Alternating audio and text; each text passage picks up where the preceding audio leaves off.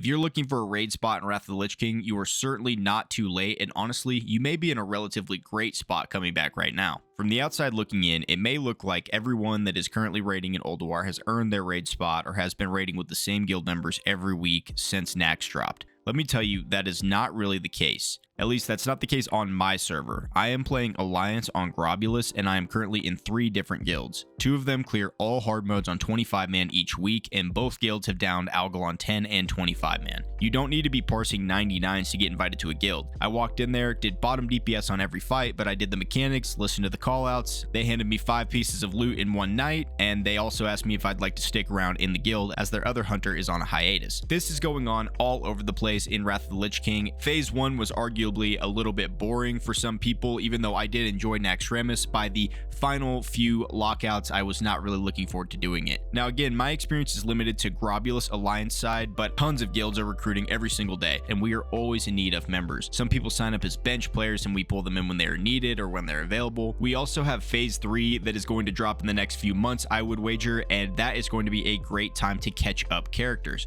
Whether you're going to start a new alt or you're just reaching level 80 for the first time in Wrath of the Lich King Classic, you'll be able to gear your character relatively quickly. There's already a new Heroic Plus system in place, as well as the crafted gear from Ulduar being amazing and somewhat affordable at this point as prices continue to drop on ruined orbs. I would say if you're doing your Argent Crusader dailies every day, in less than 2 weeks you would probably be able to afford both of your pieces depending on what else you're doing in the game. And when I say both your pieces, I am referring to the boots and the belt. Wrath of the Lich King Classic has seen an item level buff to the items dropped in Ulduar, which means that you will be spending a lot of time in Ulduar even beyond when Trial of the Grand Crusader drops. Trial of the Crusader and Grand Crusader are likely going to be quick clears, and so most guilds will probably do them in one night and then Ulduar on the other night if you are a 2-day-a-week raiding guild. At least that's what I foresee happening for my guild. This will keep Ulduar relevant for at least the next few months alongside of Trial of the Grand Crusader. If you decide to join up now and gear up through phase 3 in Ulduar and Trial of the Crusader, then you're going to be in a great spot whenever Icecrown Citadel drops in phase 4. Icecrown Citadel is a fan favorite as the final boss in the raid is the Lich King, one of the all-time favorite villains of World of Warcraft. Killing the Lich King and Heroic Lich King is a big achievement for a lot of people. It'll be really fun to try to tackle Heroic Lich King with your guild, although it will probably push people to their limits. Be prepared to be in here for a while progging, but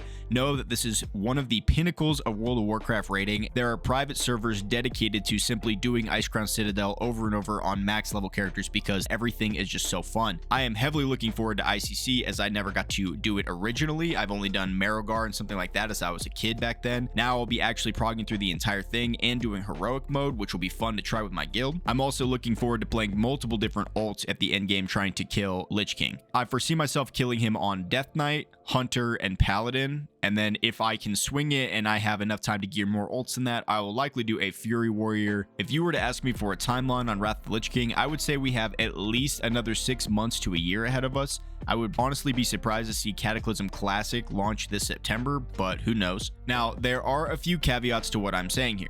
If you are planning to boost a character to 70 and then level to 80, or just have a level 80 character you played in phase 1 but quit soon after, you're in a great spot. You would probably even have time to level an alt character and raid on that character too, with how much time is going to be left for Trial of the Grand Crusader and Ulduar. It's also going to be just a really great time to be gearing alts, and so feel free to pick maybe 2 characters that you'd like to raid on. If you are a player that's played a lot of WoW before, but you haven't touched Wrath of the Lich King Classic at all this time, and you're not planning to boost, I do think you can still do it. It will obviously take you several weeks or months to level up depending on how often you play and what your experience level with WoW is. However, if you are a brand new player to WoW and you have never played, starting off at level 1 and nobody is helping you level up, it may take you a while to reach endgame, but I still want to say that if you focused on one character and you were questing on it at a relatively decent pace, you could very likely raid on the character in the next month or 2. It is quite a journey to 80, but it's not as difficult as it used to be in, say, Vanilla Classic. If you would like to know what classes I recommend for new or returning players, make sure to check out the video I have coming out on that in the next few days, and thank you so much for watching. I hope this video was helpful to somebody out there, and I just want you to know that there's plenty of time left in Wrath of the Lich King Classic. If you feel feel like returning at all and there's anything like that holding you back, don't let it. Join up, come to Grobbulus, Alliance or Horde. I'm pretty sure Horde is actually a little more popular than Alliance on Grobbulus, but both sides are popping. There's also other servers that are going to be 100% populated towards Alliance or 100% populated towards Horde. Anyway, thank you so much for watching. Have a great day.